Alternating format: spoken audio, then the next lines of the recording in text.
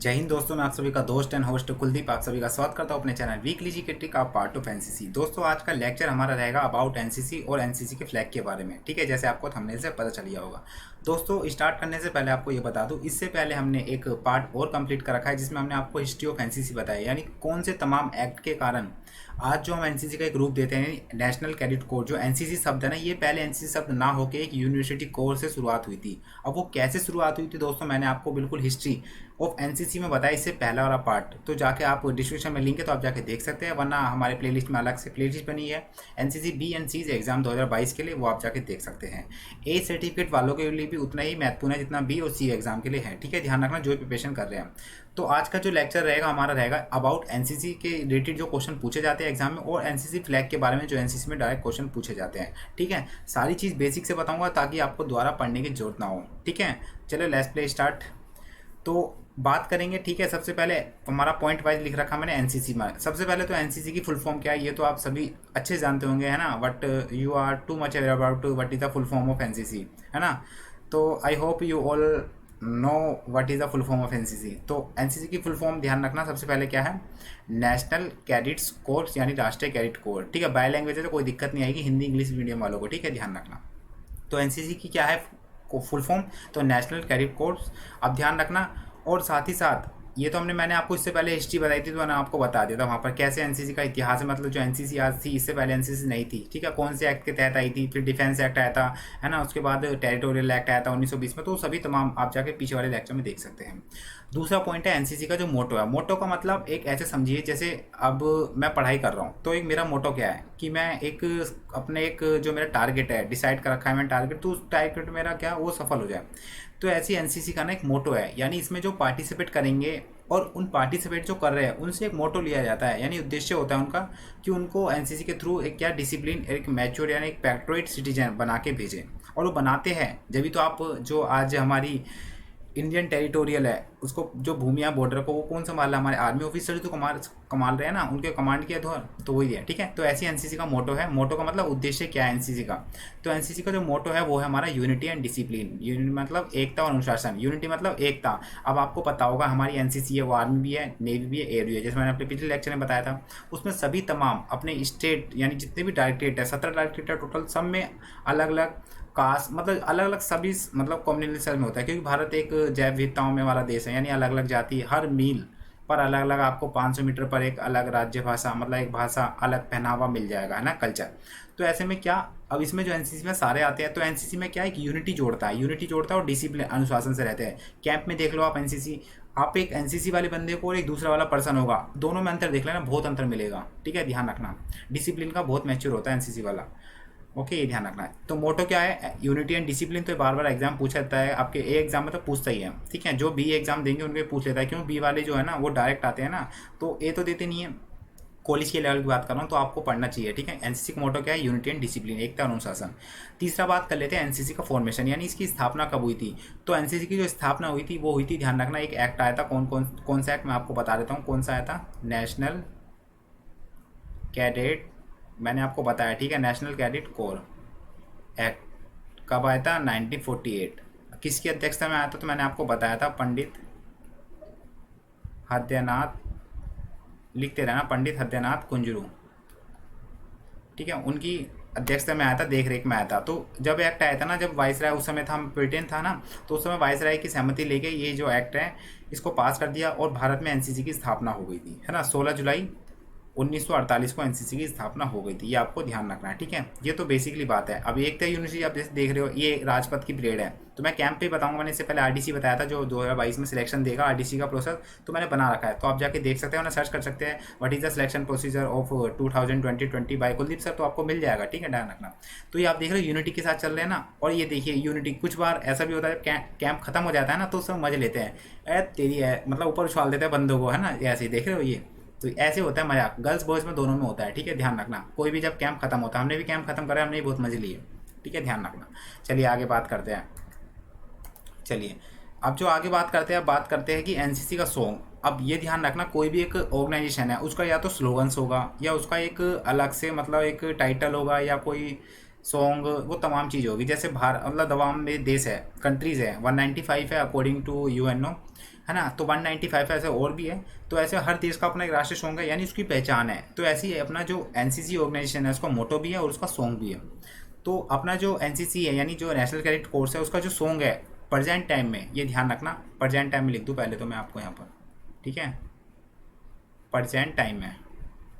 तो present time में जो हम सॉन्ग गाते हैं, यानी जब भी हमारा प्रेयर होती है, प्रेयर स्टार्ट करने से पहले, कभी कभी प्रेयर कोई कोई कॉलेज में प्रेयर स्टार्ट करने से पहले या जब एंड होती है क्लास जब कराते हैं, ठीक है, तो उसमें सॉन्ग जो होता है वो कौन सा गाया जाता है, हम सब भारतीय है ना। हम सब भारतीय है, अपनी मंजिल एक है अपना ही, है ना, ये ध्यान रखना।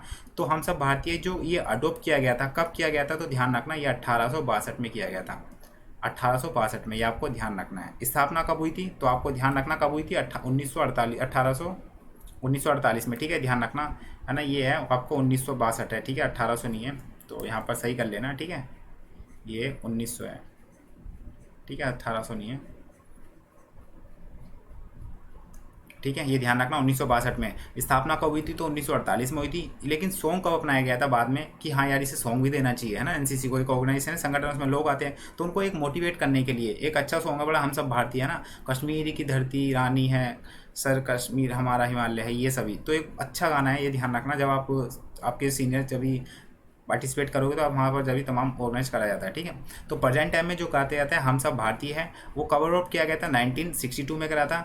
अब जो हम भारतीय सॉन्ग है, क्वेश्चन भैया इंपॉर्टेंट है, अभी से लिख लेना, इंपॉर्टेंट क्वेश्चन, ये पूछा जाता है आपके एग्जाम में, बी और ए एग्जाम में तो पूछा जाता है, सी में नहीं पूछा जाता, बेसिकली ए में और बी में पूछा जाता है। जो आपका हम सब भारतीय सॉन्ग है ये किसके द्वारा मतलब लिखा गया था, तो ध्यान रखना सुदर्शन फकीर।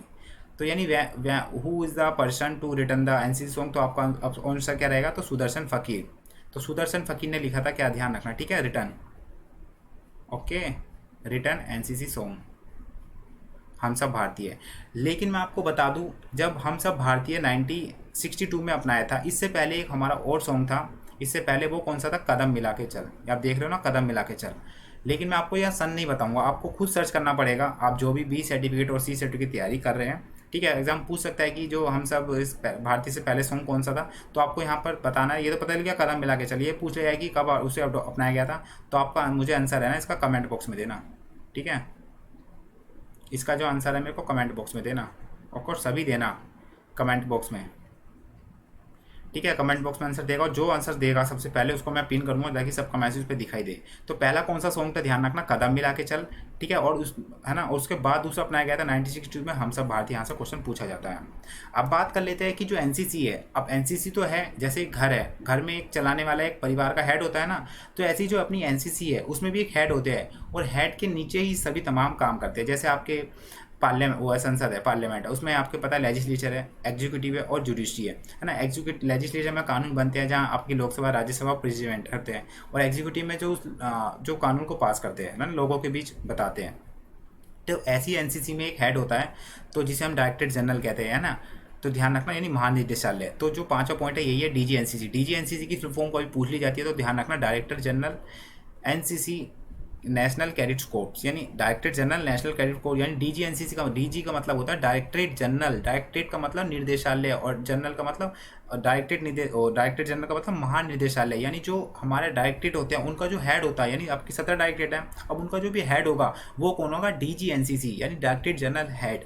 तो ध्यान रखना आप कौन है प्रेजेंट टाइम में, तो मैं आपको यहाँ पर क्वेश्चन लिख लिया, तो इंपॉर्टेंट क्वेश्चन अभी से लगा लेना प्रेजेंट टाइम में, और ये इंपॉर्टेंट क्वेश्चन है भैया, ठीक है। तो कौन है प्रेजेंट टाइम में जीडीएनसी, तो आपसे पूछ सकते हैं। जब आपका अगर बी का जो भी मतलब, यही आपको ध्यान रखना है कि जब वो सिलेक्शन या नई भर्ती में तो पूछ लेता है नॉर्मल कि डीजीएनसीसी कौन है, क्योंकि थोड़ी बहुत तो नॉलेज होनी चाहिए ना। तो डीजीएनसीसी का कौन है, ध्यान रखना, लेफ्टिनेंट जनरल तरुण कुमार एच, AVSM। अब ये बोलोगे सर ये क्या है, AVSM का मतलब होता है अति विशिष्ट सेवा मेडल। अब ये सर कैसे मेडल, हमने सर हमने भारत रत्न सुना है, परमवीर चक्र सुना है, वीर चक्र सुना है, शौर्य चक्र सुना है, पद्म विभूषण सुना है, ये कौन सा मेडल है यार, सब्र करो मैं बताऊंगा। ये मेडल ध्यान रखना, AVSM मतलब आर्मी में ना अलग से अपनी ही बटालियन, मतलब अपने जो सैनिक होते हैं उनको ही उनके काम, यानी उनकी जो परफॉर्मेंस है, उनके जो वर्क के हिसाब से उन्हें वर्डों से नवाजा जाता है, यानी जो अवार्ड से नवाजा जाता है, चाहे आपकी आर्मी हो, चाहे नेवी हो, चाहे एयर हो। तो अगर आपको जानना है ये है ना, गारंटी और नॉन गारंटी अवार्ड होते हैं। ये आपका जो आता है ये आपका गारंटी अवार्ड में आता है, वीरता पुरस्कार में आता है। अगर आपको जानना है एवीएसएम भी होता है, एवीएसएम होता है, तो आप ना सर्च करना गारंटी या non guarantee award bye Kuldeep sir, तो आपको आराम से समझ में आ जाएगा सारा अवार्ड्स, और सारे समझ जाओ कि गारंटी अवार्ड कौन से होते हैं, नॉन गारंटी अवार्ड्स। वैसे मैं बताऊंगा बेसिक से, लेकिन आपको तुरंत समझना है ना, तो आप जाके सर्च कर सकते हैं। तो डीजीएनसीसी कौन है, तो ध्यान रखना लेफ्टिनेंट जनरल तरुण कुमार एच वर्तमान में। अब ये जो आप देख रहे हो ना, यही हमारे डीजीएनसीसी है।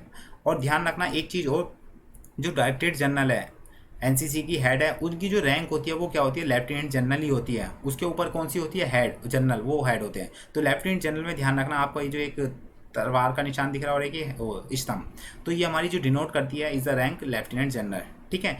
और कभी कभी पूछ लिया जाए तो ध्यान रखना जो आपके लेफ्टिनेंट कर्नल तरुण कुमार एच है वो 16 बटालियन ऑफ मद्रास रेजिमेंट के है, आपको ध्यान रखना है, ठीक है। छठा पॉइंट अब देखिए, एडीजी। एडीजी का मतलब एडिशनल डायरेक्टर जनरल। एडिशनल का मतलब कुछ ऐड करके, मतलब ऐड का मतलब देखिए, आपको पता होगा कि who is the first citizen of India, तो what will be the answer from your side, तो what answer from your side, president is the first citizen. अब मैं आपसे पूछूँ who is the second citizen of India, तो आप बोलोगे sir second citizen of India vice president, बिल्कुल सही। तो ऐसे ही अगर राष्ट्रीय प्रेसिडेंट है वो कहीं किसी काम से व्यस्त है, उनकी तबीयत खराब हो जाती है, उस समय पार्लियामेंट का सेशन चल रहा हो, तो उस समय जो कार्रवाई करेंगे तो कौन करेंगे, तो उस समय वाइस प्रेसिडेंट आ जाते हैं। तो ऐसी अगर डीजी एनसीसी की कुछ मतलब रेयर चांस है कि मैं तो वो बोल रहा हूँ एग्जाम्पल लेके, क्योंकि एक एक मतलब कार इमेजिन करके तो बनाई जाती है, कुछ हो ना जाए या कुछ हो जाए तो उनकी जगह दूसरा काम संभाल लें। यही तो होता है कि जैसे घर में होता है कि यार इसको भी सिखाओ, है ना, जैसे फैक्ट्री होती है घर में, उसका मालिक होता है उसके बेटे को काम सिखाते हैं ताकि अगर कुछ हो जाए तो वो कर ले आगे काम। तो ऐसे ही होता है डीजीएनसीसी में, क्या होता है ना, तो ये तो हेड होते हैं भाई, इनकी कुछ तबीयत खराब हो जाए मान लीजिए, तो इनकी जगह जो काम करेंगे वो करेंगे एडीजी। एडीजी का मतलब एडिशनल डायरेक्टर जनरल। तो प्रेजेंट टाइम में कौन है, तो मेजर जनरल रजत कुमार माथुर है। वीएसएम, अब देखो आ गया वीएसएम यानी विशिष्ट सेवा मेडल, ये हो गया अति विशिष्ट, थोड़ा बड़ा। तो बोल रहा हूँ आपको समझना है ना, तो आप सर्च करिए गारंटी या non guarantee award bye Kuldeep sir, तो आपको तुरंत मिल जाएगा, ठीक है। चलिए, तो एडीजी ध्यान रखना और डीजीएनसीसी ये आपको समझ में आ गया। अभी मैं आपको एक नेक्स्ट वीडियो में बताऊंगा अपनी जो एनसीसी वो अपने जो एनसीसी जो स्ट्रक्चर है ना संगठन, तो आपको वहाँ अच्छे से समझ में आ जाएगा, ठीक है। अब चलिए अगला पॉइंट है, NCC was founded under whose chairman, यानी एनसीसी की जो स्थापना किसकी अध्यक्षता में हुई थी।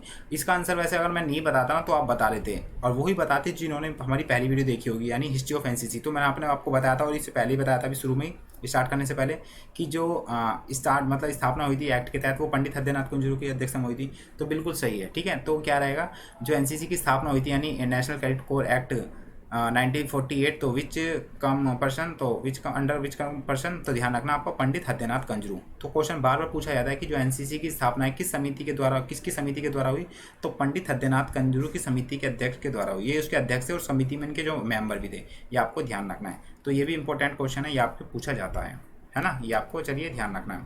अब बात कर लेते हैं एनसीसी फ्लैग के बारे में। अभी तो हमने थोड़ा एनसीसी के बारे में बात कर लिए, थोड़ा मतलब जो सारी चीज़ें, अब बात कर लेते हैं अबाउट एनसीसी फ्लैग, ठीक है।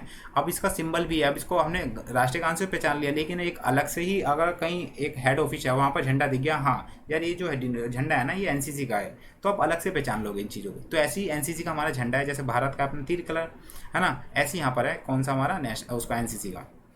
अब ये देखिए, ये आप देख रहे हो ना एनसीसी का पूरा, मैं आपको बताऊंगा यहाँ से क्वेश्चन कैसे पूछे जाते हैं वो सारी चीज़ें। अब देखिए एनसीसी में ना कंपोज ऑफ 3 कलर्स, यानी जो आपका एनसीसी फ्लैग है उसमें 3 कलर है। कौन कौन से, तो 3 कलर है, मैं यहाँ पर लिख देता हूँ 3 कलर। पहला है जो आपका है रेड, ठीक है, देख रहे हो ना। दूसरा है आपका ध्यान रखना ब्लू, डार्क ब्लू, और तीसरा है स्काई ब्लू। तीसरा कौन सा, स्काई ब्लू। और जो रेड है आपका, जो रेड है वो डिनोट करता है किसको, आर्मी को, आर्मी को डिनोट करता है। ब्लू जो करता है वो डार्क ब्लू, वो करता है आपका, एक मिनट रुकिए, जो ब्लू करता है आपको करता है वो नेवी को, ठीक है। और जो आपका स्काई ब्लू करता है वो करता है, किसको करता है स्काई ब्लू, एयर को। क्यों, अब देखिए आपको पता होगा पानी का कलर कैसा होता है, नीला होता है, यानी पानी में कौन, अपनी नेवी होती है। एयर का कैसा होता है, मतलब आर्मी का कैसा होता है, रेड गुस्से वाले होते हैं ना भैया, ज्वलनशील। और ऐसे में स्काई ब्लू जो है वो आसमान का कैसा होता है, हल्का स्काई ब्लू होता है। तो बिल्कुल सेम उसके पैटर्न पर आधार पर, तो कोई दिक्कत नहीं आएगी। तो रेड आर्मी डिनोट करता है, ब्लू किसको करता है, नेवी को, स्काई ब्लू एयर को। तो आपसे पूछ लिया जाता है कई बार एग्जाम में, ठीक है ना। तो या कोई भी मतलब अपना रैंक पैनल का एग्जाम दे रहे हो तो वो सभी तमाम ये चीज़ें पूछ लिया जाता है। तो मैं इसलिए बारीकी से बताऊँ ताकि आपको दिक्कत बाद में ना हो। दूसरा पॉइंट बात कर लेते हैं, how many flowers are there in the middle of the flag, यानी ये पूछ रहा है कि how many flower are there in the middle of flag, यानी जो फ्लैग है 3 रंग है, इसके बीच में जो यहाँ पर फूल दिख रहे हैं ना आपको, ये झंडी, ये देखिए ये फूल है, तो इसके बीच में कितने फूल है, तो ध्यान रखना कितने फूल हैं। तो टोटल जो है ना, यहाँ पर मैं लिख देता हूँ, टोटल जो है ना 17 फ्लोवर है, 17 फ्लोवर्स, जो डिनोट करते हैं किसको, 17 डायरेक्टरेट को, 17 डायरेक्टरेट को डिनोट करते हैं। तो 17 फूल जो है 17 डायरेक्टरेट को डिनोट करते हैं। इसका मतलब जो अपने भारत में प्रेजेंट टाइम पे जो स्टेट है वो है 28 और प्लस 8 यूनिट टेरिटरी। आप बोलोगे सर 28 तो स्टेट है हमारी, 8 यूनिट टेरिटरी और हमारे 17 डायरेक्टरेट है, मतलब हर स्टेट में एक निदेशालय है। इसका मतलब ये समझिए, मैंने आपको बताया भी था पहले तो अपनी पिछली वीडियो में, तो कुछ हमारी स्टेट ऐसे है जैसे हिमाचल प्रदेश, ओ आपका हरियाणा पंजाब, उनकी जो एनसीसी है एक ही स्टेट है ना ऐसे। तो कुछ स्टेट ऐसे हैं जिनके 2-3 स्टेट ऐसे उनकी कंबाइंड एक एनसीसी है। तो ऐसे टोटल मिला के 17 अपने भारत में, पूरे ऑल इंडिया भारत में 17 डायरेक्टरेट है, वो रिप्रेजेंट करते हैं हर अपनी स्टेट को, ठीक है, ध्यान रखना है। ओके, तो इसलिए जो हमारा ये 17 फूल है वो डिनोट करते हैं 17 डायरेक्टरेट को, आपको ध्यान रखना है, ठीक है। 17 फूल है मतलब है ना, 17 फूल रिप्रेजेंट करते हैं किसको, ध्यान रखना आपको, किसको रिप्रेजेंट करते हैं, तो मैंने आपको बताया 17 डायरेक्टरेट को। 17 डायरेक्टरेट, डायरेक्टरेट का मतलब निर्देशालय, निर्देशालय, निर्देश का मतलब देखिए आदेश देते हैं ना, और शाल्य का मतलब जो हेड होता है ना, तो यही ऐसे शब्दों का मतलब समझिए आप बस, ठीक है। तीसरा है what is the return under the NCC flag, और अंडर द एनसीसी फ्लैग यानी जो आपका एनसीसी फ्लैग है उसके जो नीचे है वो क्या लिखा हुआ है, ये बोल रहा है, ठीक है ना। What is the return under the NCC flag, तो क्या लिखा हुआ है यहाँ पर देख पा रहे हो आप, एकता और अनुशासन। और इसको पहले मैंने आपको बताया था what is the motto of NCC, तो एकता और अनुशासन यानी यूनिटी एंड डिसिप्लिन, है ना। क्या है आपको ये ध्यान रखना है ना, क्या है, तो आपको क्या रखना है, यूनिटी एंड डिसिप्लिन। तो बस यही मैंने आपको अच्छे से बता दिया, कोई दिक्कत नहीं आएगी, ये आपको क्या है ध्यान रखना है, ठीक है। कल यानी इससे जो हमारी नेक्स्ट वीडियो आएगी अल्टरनेटिव डेज पे, उस पर जो हम बताएंगे आपको एनसीसी का स्ट्रक्चर बताएंगे, यानी जो आपका मतलब एक पॉलिटिकल स्ट्रक्चर बताते हैं ना, जैसे उसमें आपका हेड ऑफिस मतलब जो डायरेक्टरेट, वो आपका सबसे पहले डायरेक्टरेट जनरल, उसके बाद फिर डायरेक्टरेट, उनके बाद जो ग्रुप होते हैं, मतलब अलग अलग कैसे हम यूनिट में देखते हैं, फिर इकाई में देखते हैं, फिर कंपनी में देखते हैं। तो सभी जो स्ट्रक्चर है मैं आपको अपने जो अलग सेपरेट वीडियो में बताऊंगा। तो आज का इस सेशन में मैंने आपको एनसीसी के बारे में बताया और एनसीसी के फ्लैग के बारे में अच्छे से समझा दिया। उम्मीद करता हूँ आपको सेशन अच्छा भी लगा होगा, ये ध्यान रखना है ना। मैंने आपसे एक क्वेश्चन पूछा था क्या कि ये पूछा हूँ कदम मिला के चल, है ना, वो कब अपनाया गया था, मेरे को इसका कमेंट बॉक्स में सभी आंसर देना। तो बस इस सेशन में इतना ही, उम्मीद करता हूँ सेशन अच्छा लगा ना। प्लीज़ दिल से वीडियो को लाइक करना, कमेंट बॉक्स में अपना जो भी हमारी वीडियो देख रहे हैं कौन से डायरेक्टरेट के, अपना नाम और अपनी बटालियन वो जरूर मेंशन करें, मेरे को पता चले कहाँ कहाँ हमारे जो बडीज़ हैं, साथी होते हैं एनसीसी वाले, है ना, तो पता चले कहाँ कहाँ से देख रहे हैं। तो आप एक बार कमेंट बॉक्स में जरूर आंसर बताना। तो दोस्तों मिलते हैं आपके साथ नेक्स्ट वीडियो में, जब तक ले बाय बाय, टेक केयर, जय हिंद, जय भारत।